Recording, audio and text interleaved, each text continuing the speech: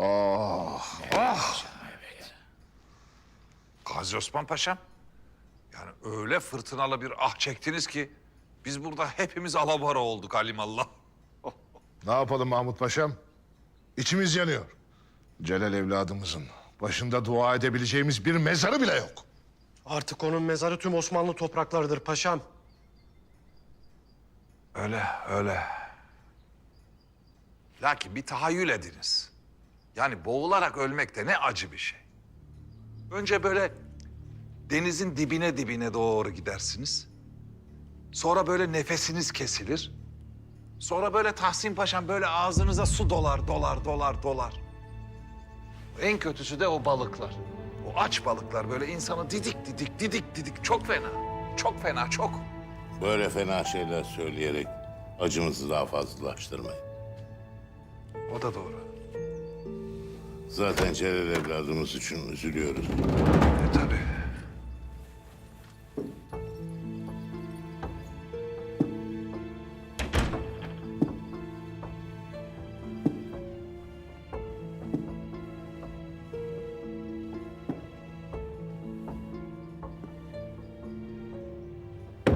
Celal evladımız her daim şehitliği kovalamıştır.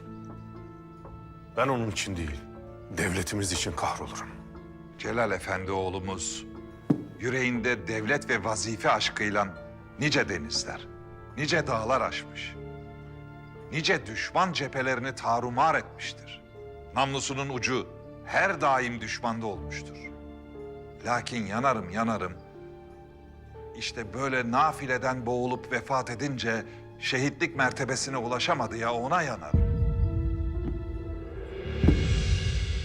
Siz Hazreti Halid bin Velid'in hikayesini bilmez misiniz paşa? Ömrü harp meydanında geçmiş İslam kılıcı. Bedeninde düşman kılıcının yaralamadığı tek bir yer olmayan. Lakin yatağa düştüğünde ben böyle develer gibi ölüm döşeğinde ölümü bekleyemem deyip harp meydanındaki gibi ölümü ayakta karşılayan Halid bin Velid şehit değil midir? Şehittir elbet. Celalimiz dedelerimize layık bir evlat gibi ölümü ayakta karşılamıştır. Celal niyetiyle de ameliyle de şehittir. İnşallah. İnşallah. Buyurun.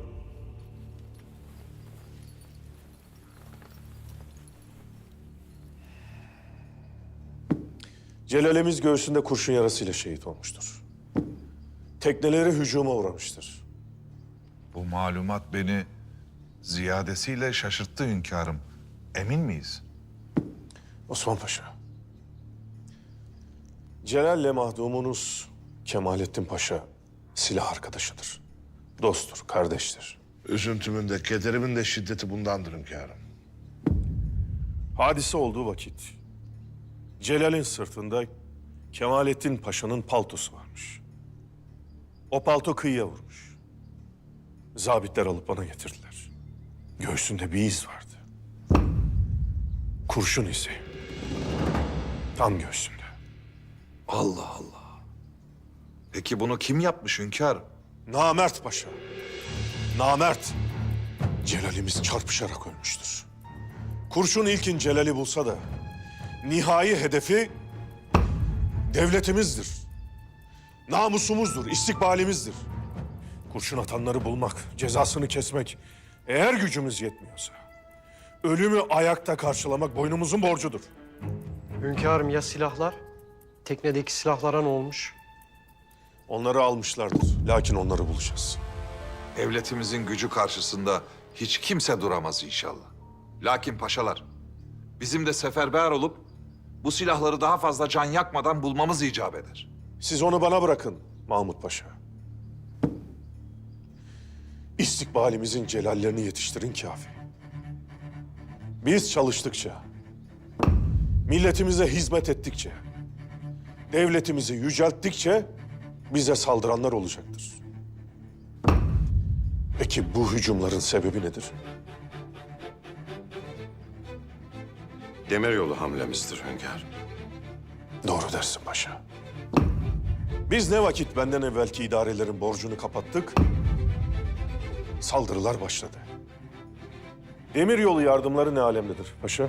Hünkârım, devlet erkanında da, halk nazarında da bir onur meselesi olarak kabul edilmiş vaziyette. Demiryolu yardımı, alaka ve talep fevkalade seviyede. Bu meseleyle alakalı bir korkumuz yok hünkârım. Hamdolsun. Çıkabilirsiniz.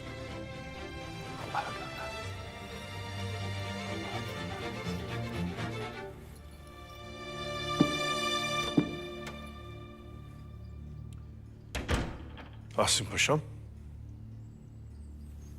Sizinle mesaimiz bitmiyor.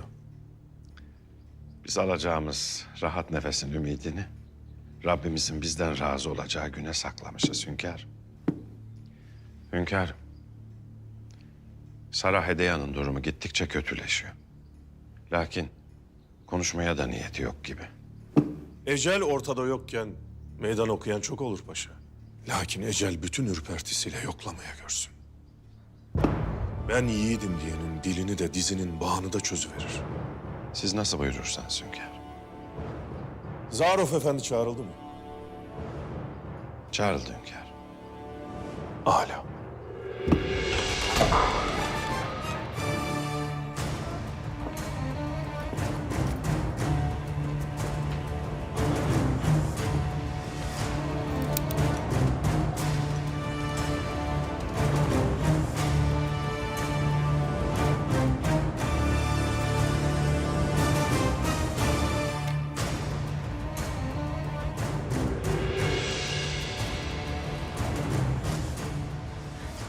Beni öldürecek misiniz? Ben aman dilemeye gelmiştim. Yaşamak istiyorsan ya konuşursun ya da beni öldürürsün. Tut şunu. Tut!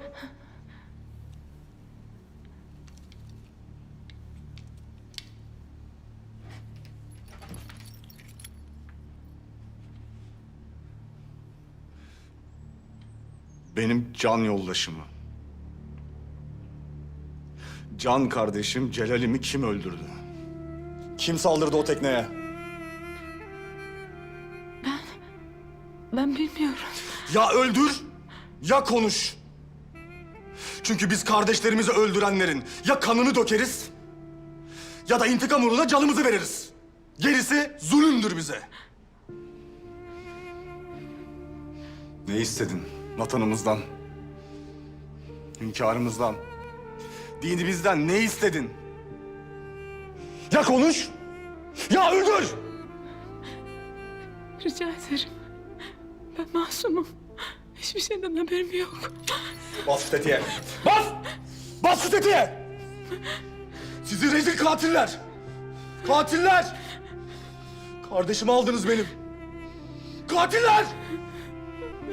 Kan dökmeden duramazsınız siz değil mi? Bas şu tetiğe! Bas! Bas! Hadi bas!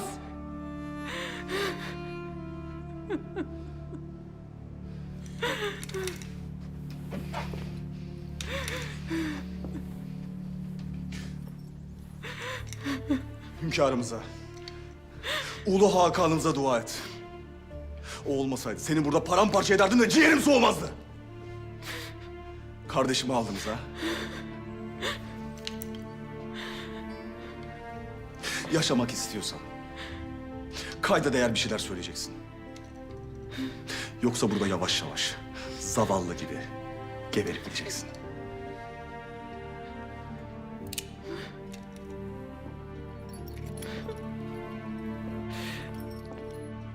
Bu arada aklında bulunsun. Bizi öldürerek yok edemezsiniz. Kapatın şu kapıyı. Emredersiniz paşam.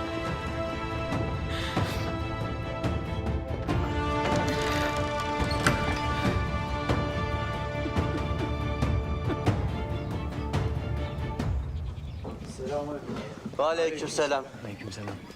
İçelim bakalım şöyle okkalı bir kahve. Vaziyet nedir? Buldunuz mu domuzun izini? Bulduk ağam bulduk.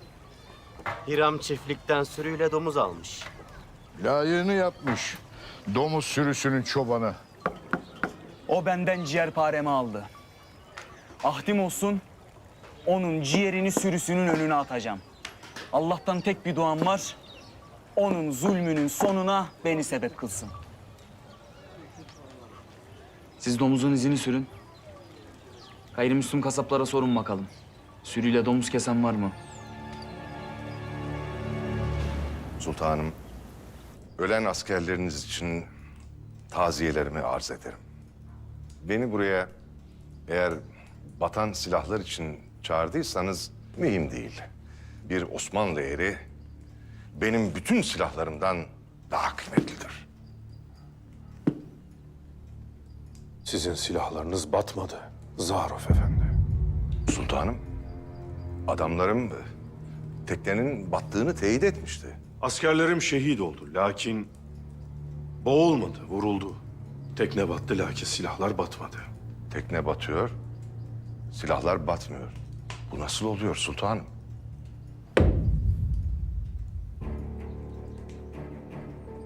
Tekneye bir tertip düzenlendi. Bu ihanettir. Silahlar alındı. Bu hakikattir. O silahları sen bulacaksın. Bu da emrimizdir. Bu büyük bir tertip sultanım. Ben bu silahları nasıl bulabilirim? Sen silahın kokusunu alırsın Zahruf Efendi. Silahlar seninse namludan çıkacak kurşunların mesuliyeti senindir. Silahları bul. Yoksa Karadeniz'deki diğer silah yüklü gemin batacak. Harp toplarımızın namluları gemine çevrilmiş durumda. Merak etmeyin sultanım. Elimden geleni yapacağım. Ben değil, sen merak edeceksin. Celalimiz seni bulmadan o silahları bul.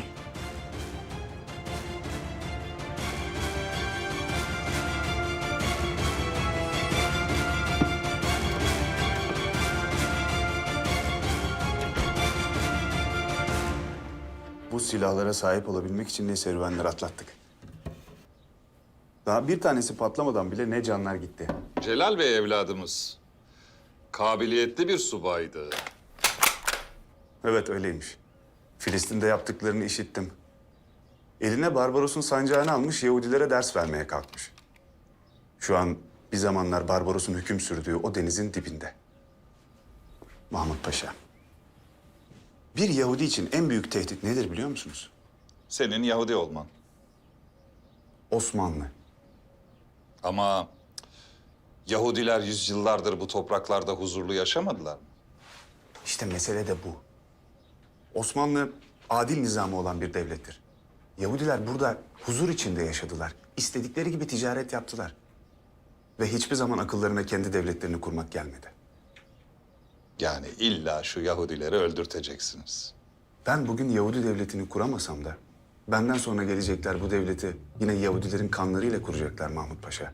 Benim fikirlerimin üzerinde ve kaybettiğimiz Yahudi kardeşlerimizin kanlarıyla. Şema İsrail.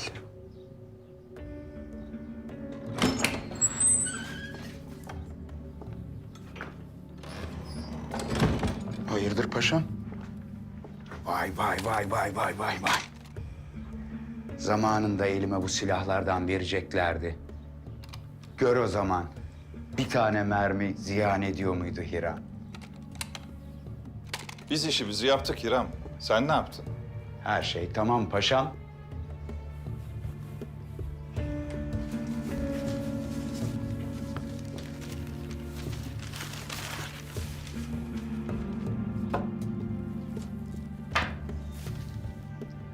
Bahar geldi. Ermeni okulunda yatılı okuyan çocuklar mesireye çıkıyor. Ben de onlara güzel bir ziyafet hazırladım. Bombaları bankanın yanına götürebilmek için küçük çocukları kullanma fikri hanginizindi? Sizce kimin olabilir? O kadar bombayı Abdülhamit'in hafiyelerine fark ettirmeden bankanın yakınına sokmak mümkün değil paşam. Ermeni okulu bankanın yakınında. Talebeleri bıraktıklarında hepsinin çantasına birer tane hediye bırakacağım. Ertesi gün çatışma başladığında bombalar okulda hazır olacak. Gerisi de zaten çatara patara. Kabul edelim, fena tertip değil aslında. Kaçırılan Ermenilerin aileleri sokaklara döküldüğünde de bir şamata kopacaktır herhalde. Kıyamet kopmasın da.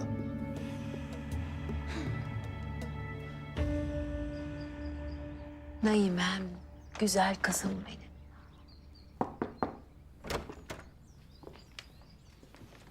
Hünkârım.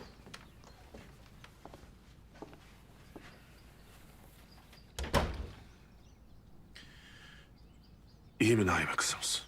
Hekimler şimdi çıktılar dışarı. İlaç verdiler. Uyanmasını bekliyoruz. Düşecek ateşi inşallah. İnşallah. Hatırlar mısınız 6 yaşında da böyle çok hasta olmuştu. Küçücük elleriyle parmaklarımı tutar gitme babacığım derdi.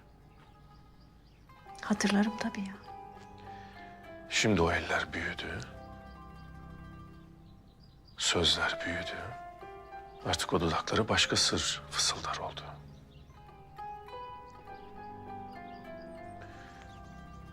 Annelik babalık bu cihandaki en zor zanaatkarlık. Haklısınız hünkârım. Derdi tasası bitmez.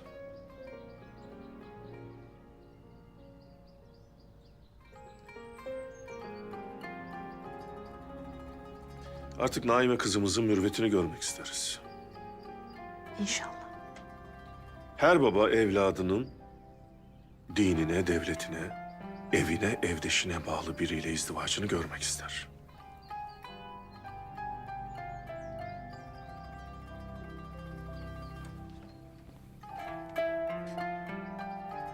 Uyandığı zaman kızımıza münasip bir dille sorunuz.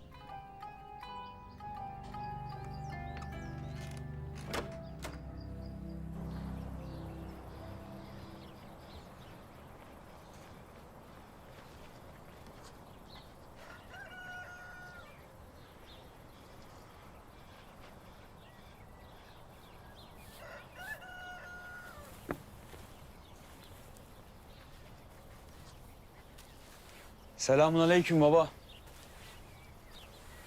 Aleykümselam. Hiçbir şey demeden çekip gitmişsin. Bugüne kadar ettiğimiz kelamın ne faydasını gördük Ömer?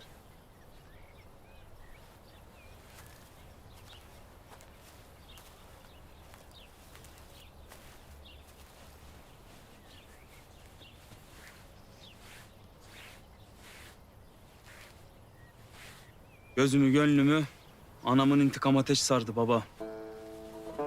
Başka hiçbir şey göremez oldum. Ruhum anamla beraber o mezara girdi. O şerefsizin canını almadıkça da çıkmayacak geri.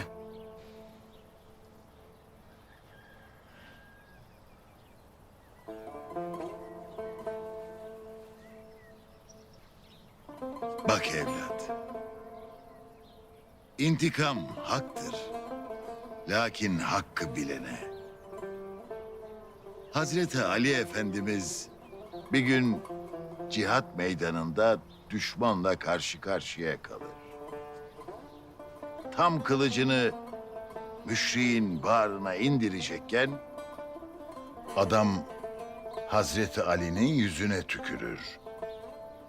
Hazreti Ali adama dönüp serbestsin der. Adam şaşırır. Dayanamaz sorar. Tam beni alt edip öldürecekken neden vazgeçtin der. Ali Mürteza'da. Ben seninle Allah için savaşıyordum. Ve onun rızası için seni öldürecektim. Ama sen yüzüme tükürdün. Ben de öfkelendim. Eğer şimdi seni öldürürsem Allah rızası için değil, kendi nefsim için öldürmüş olacağım.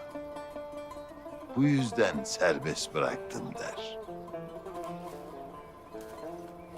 Selamünaleyküm Asım amca. Aleyküm selam evlat.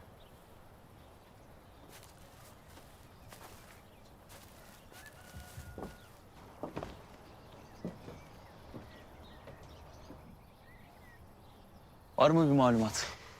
Var kardeş var. Sordum soruşturdum kasaplardan. Ne diyorlar? Şerefsiz Ermeni çocuklarını toplamış. Onlara yemek dağıtacağını söylemiş. Yerini öğrenebildiniz mi peki? Öğrendim. Hadi gidip binelim tepesine itin.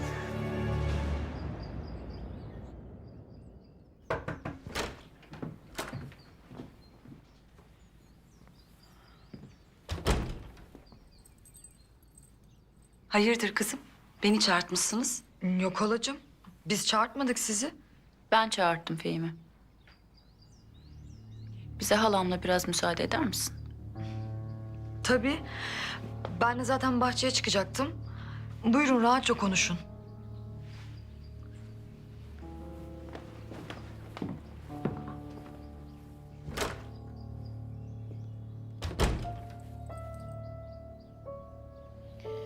Buyurun. Hayırdır Hatice'm? Fehimi'yi göndermeler falan. Neler oluyor? Deniz bakışlım. Hadi söyle halına ne oldu? Bidar Sultan Kemalettin'le olan muhabbetimi biliyor. Ve ben ne yapacağımı bilmiyorum. Bu nasıl olur kızım? Nereden işitmiş? Fehime halacığım. İşittiği her şeyi Bidar Sultan'a anlatıyor. Fehime.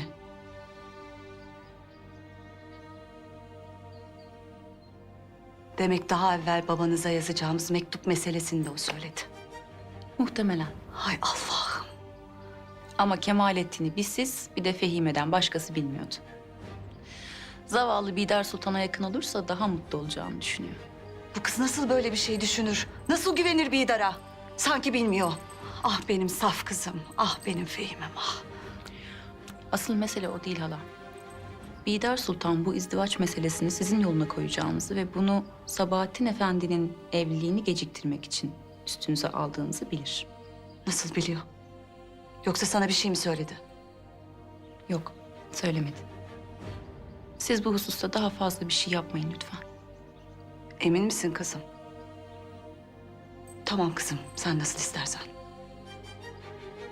Siz Makbule meselesini ne yapacaksınız? Sen bunları düşünme kızım. Halam bir hal çaresini bulur. Ama önce hem Bidar'a hem de Fehime'ye iyi bir ders vermek lüzum olur. Malum, laf taşıyan taşıdığının altında kalır. Hadi canım.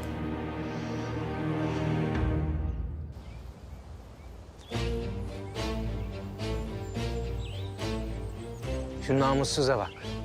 Gören de hayırsever sanar. Sen ne diyorsun kardeş? Biz bunu papaz kılığında soyulurken gördük de Ermeni çetecilerin elinden kurtardık. Kardeş söyle ne yapacağımızı da binelim tepelerine. Şu arkadan dolanalım. Siz diğer adamları tutun. İrem şerefsizini bana bırakın. O şerefsizin kafasına silah dayayınca geriye teferruat kalacak. Hadi o zaman. Hadi. Çok yeniler.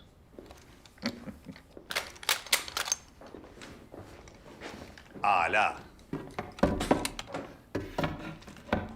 Bay Zaharov. Nasılsınız?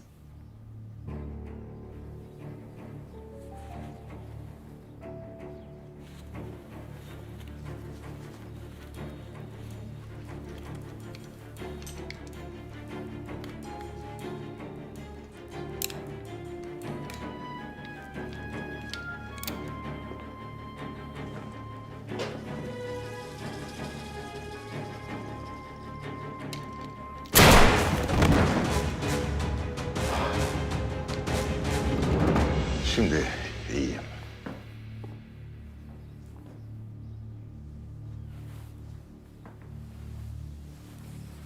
Bay Herzl. Bence bu sizde kalsa iyi olacak. Çünkü bu zıvanadan çıkmış bir deli. Ne yapacağı belli olmaz. Beni öldürürse takdir edersiniz ki bir Osmanlı paşasının üstünde böyle bir şey bulunması yakışık almaz. Şimdi zaten 3 kişiyi öldürdü. Bu onu bir süre sakin tutacaktır. Bay Zaharov. Bu ölüler de çok pis kokuyor değil mi? Leş kargalarının dirisi ölüsünden beter kokar.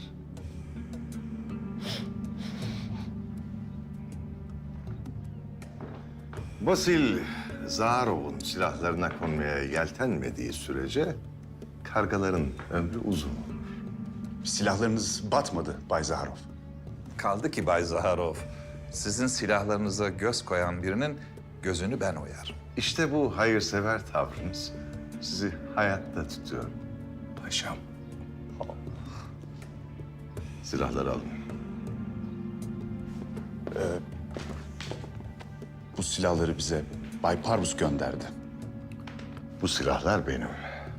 Bay Parvus rica etti. Ben de kırmadım, verdim. Tamam ama şimdi bu durumdan Parvus Efendi hiç memnun olmayacaktır. Bay Parvus'un memnuniyetini düşünecek vaziyette değilim. Sultan Abdülhamit'in eli ensemde. Zavallı ve zor bir durumdayım. Bir de kollarımın tutulmasına hiç tahammül edemem. Tereddütsüz sıkı.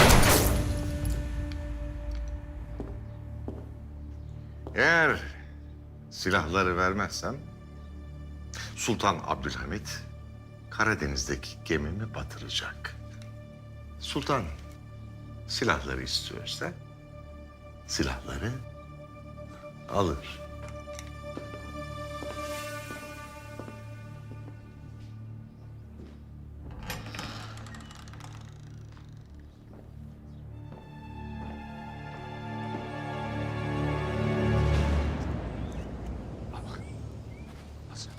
Senin gözüne ne oldu? Görmek ister misin lan? Dur şimdi.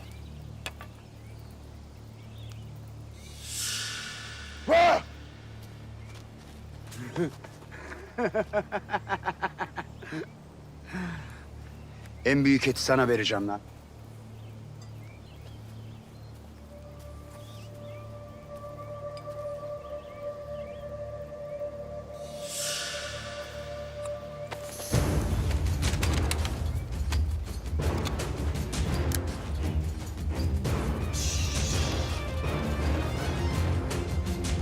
Ermiş rahiplerin ensesinde de gözü olur Ömer.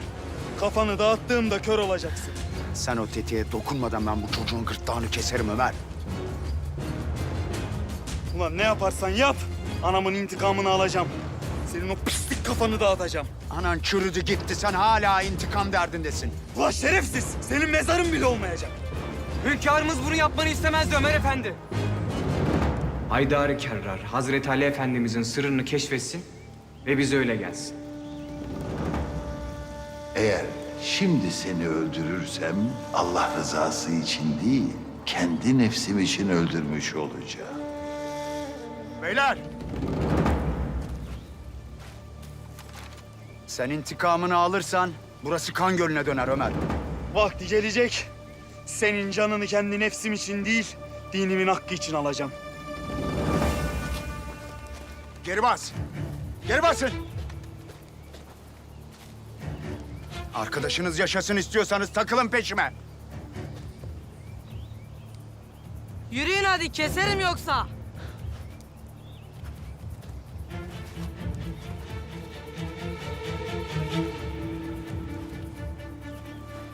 Aferin lan. Gözüm tuttu seni. Peşimden gelmeye kalkmayın. Bu çocukların alayını öldürürüm.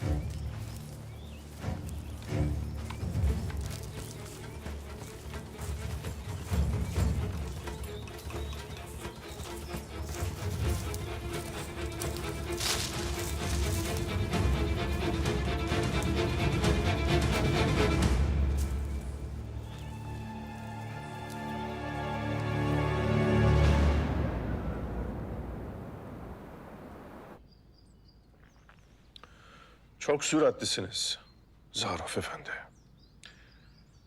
Silahların sizin gemiye götürüldüğünü bilmesem onları sizin aldığınızı düşüneceğim.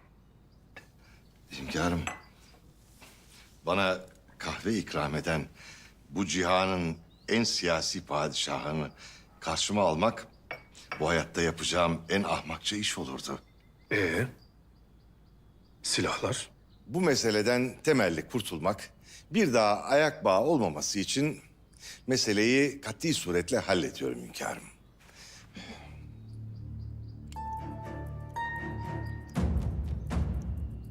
Bu vakitler Zaptiye Karakolu'ndan bir amir dışarı davet edilmiş olmalı.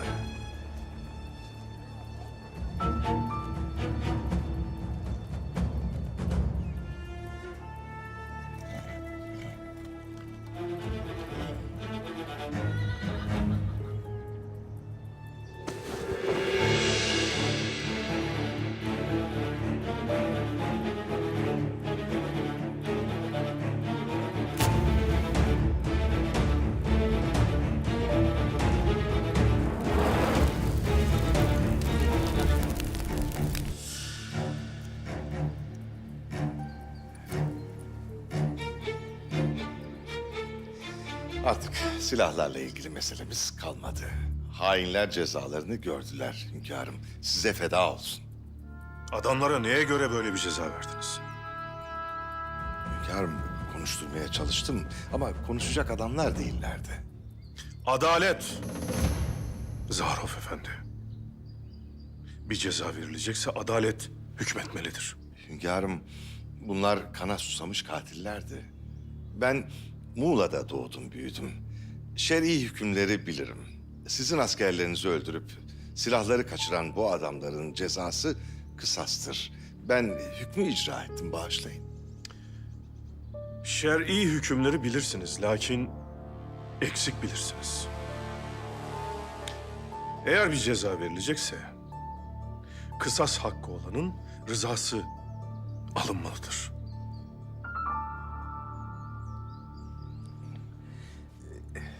Hünkârım, bizim gemi... Müsterih olunuz Zahruf Efendi. Lakin silahlarınıza hakim olun. Bir dahaki sefere bu kadar ucuz kurtulamazsınız.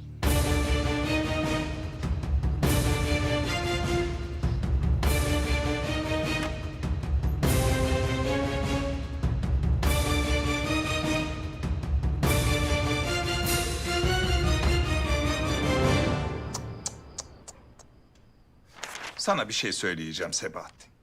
Biz hiç buraların adamı değilmişiz, biliyor musun? Hakkım var pederim. Değiliz. Gazetelerinizi indirin beyzadeler. Size hava hadislerim var. Seni sultanım. Yani benim nazarımda bugüne dek gelmiş geçmiş havadislerin baş manşeti hep sensin Seniham. Yani ben başkasını ne tanırım ne de bilirim Seniham. Mahmut, lüzumsuz konuşma lütfen. Size havadislerim var dedim. Maalesef yeğenim Hatice evlenmekten vazgeçti. Yapma yahu. Eski sultanımız Murat dayımın kızı Hatice Hanım evlenmekten vazgeçiyor. Bunun bizim için kıymeti nedir validem? Sabahattin, oğlum benim çabam, tasam, derdim senin içindir. Hani Hatice evlenseydi sizin de bu izdivaç meselesi ertelenirdi, soğurdu. Ne bileyim, zamanla bir şekilde üzeri örtülürdü. Hiç bu kadar kendinizi zahmete sokmayın validem. Ben size bu garabet işi kestirip atmanın bir yolunu söyleyeyim. Neymiş o yol oğlum? Abdülkadir. Kimsenin istikbal vaat etmediği şehzademiz. Aslanlar gibi yumruğunu masaya vurmuş. Ben seviyorum o çocuğu, biliyor musun? Pederim. Mahmut. Tamam yahu, tamam. Nişanı atıyormuş. Abdülkadir. Pakize'yle. Öyle kolay mı canım o işler? Vallahi aklın yolu bir validem. Beni içine soktuğunuz bu rezil izdivaç mevzusundan kurtarın. Yoksa ben de ne yapacağımı bilirim. Bunu aklınıza sokun. Hadi bakalım Mahmut Paşam. Ne yapacağız biz şimdi? Yani Seniha, bu iş hacimli bir iş. Bu tombik kız meselesi öyle kolay bir mevzu değil. Şimdi sen de bu Sabahattin'e bu son izdivaç hamlesini yapmayacaktın. Orada hatalısın. Keyfimden yaptım sanki Mahmut. Bu işlerin bu vaziyete gelmesinin müsebbibi sensin. Açtırtma ağzımı şimdi.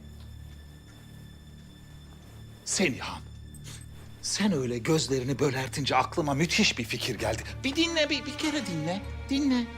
Şimdi bu bidar kadın sultan seni bu Sebahattin'in izdivacı yüzünden sıkıştırıyor değil mi? Sıkıştırmak ne kelime? Dört koldan taarruz ediyor. Tamam işte.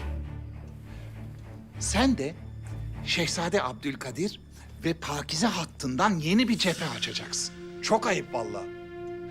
Bir şehzade nişan atar mı? Bir genç kızın kalbiyle, hisleriyle oynar mı? Çok ayıp vallahi.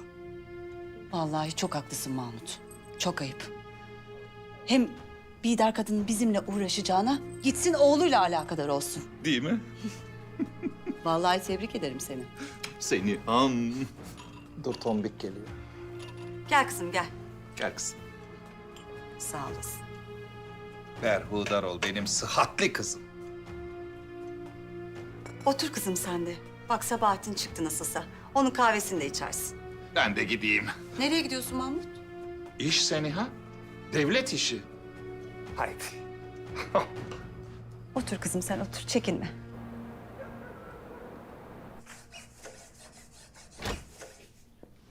Hünkâr, Söğüt alayından Osman geldi. Ömer Efendi'den bir malumat getirmiş. Buyursunlar. Buyurun. Evladım, anlat. Hünkârım Ömer Efendi Hiram'ı yakaladı. Bu kefere. Mesire yerinde Ermeni talebeleri toplamış yemek dağıtmaktaydı. Ömer Efendi fırsatını bulduğu an silahı Hiram'ın kafasına dayadı. Sonra? Tetiğe basmadı hünkârım. Hiram alçağı çocukları rehin almış. Yapamadı Ömer. Çekmedi tetiği. Bu talebe meselesini iyice bir tetkik edin paşa. Emredersiniz hünkâr. Ömer evladımız tetiği çekmediğine göre... Hazreti Ali Efendimizin sırrına vakıf olmuş belli ki. O artık tutuşmuştur. Pişme vakti geldi. Git kendisine söyle evladım. Yahya Efendi bahçesindeki işaretli çam ağacının altını kazsın. Oradan çıkan alıp buraya gelsin. Emredersiniz hünkârım.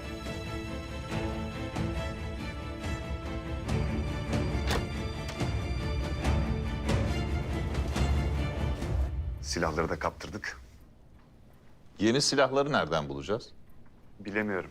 Ama bu gidişle Ermenilerin itimadını da kaybedeceğim. Siz zaten Yahudilerin itimadını kaybetmiştiniz. Bir de üstüne bu. Hiç sorma. Viyana'ya dönemiyorum. Orada Yahudilerden topladığım paraları Abdülhamit'e borsada kaybettiğim duyulursa işte o benim sonum olur. Siyonistlerin yeni ve büyük lideri Theodor Herzl, şimdi Viyana'da bir bakkal dükkanı açabilecek kadar ticari krediye ve itibara sahip değil mi yani? Şakanın hiç sırası değil. Bay Herzl, zaten şakanın ve ölümün sırası olmaz.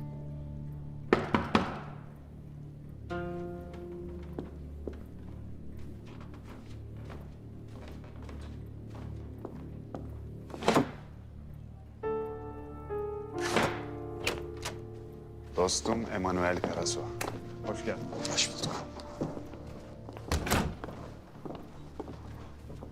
Emanuel Karaso, Mahmut Paşa.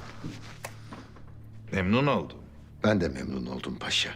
Bu dimdik omuzlarına ve havadaki burnuna bakılırsa Sara ile gönül ilişkileri iyi gidiyor galiba.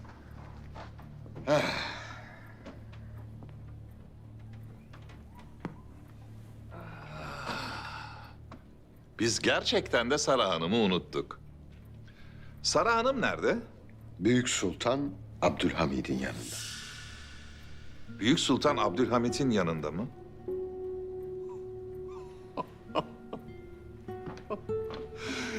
Siz gerçekten de nüktedanlıkta hudut tanımıyorsunuz Bay Karasu. Sıhhatin nüktesi olmaz paşa. Sara zehirlendi ve ölmek üzereydi. Kurtulması saraydan çıkacak ilaca ve izne bağlıydı. Ben de onu saraya götürdüm. Siz ne yaptınız Bay Karasu? Gerçekten yapabileceklerinin hududu yok. Bu yüzden seninle savaşmak istemiyorum dostum. Sara şimdi hepimizi ateşe atacaktır. Neden bizi ateşe atsın Mahmut Paşa? Çünkü Bay Herzl, Sultan Abdülhamit, devletin hayrına olmayan hiçbir işte, hiç kimseye su bile vermez. Sara Hanım elbette ki sıhhatine kavuşacaktır. Ama bizleri ele vereceği için bizler ölmüş olacağız. Mahmut Paşa, biz nasıl ki öncelikle kendimizi düşünüyorsak, Sara da öncelikle kendini düşünmek zorunda. Siz yanmayın diye kendini ateşe atacak değil mi? Bay Herzl, biz gerçekten de Sara Hanım'la pek alakadar olamadık. Ben şimdi hemen saraya gideyim, ve Abdülhamit'in kulağına bazı şeyler fısıldayayım. Hem de Sara Hanım'dan daha önce. Yapmalısınız.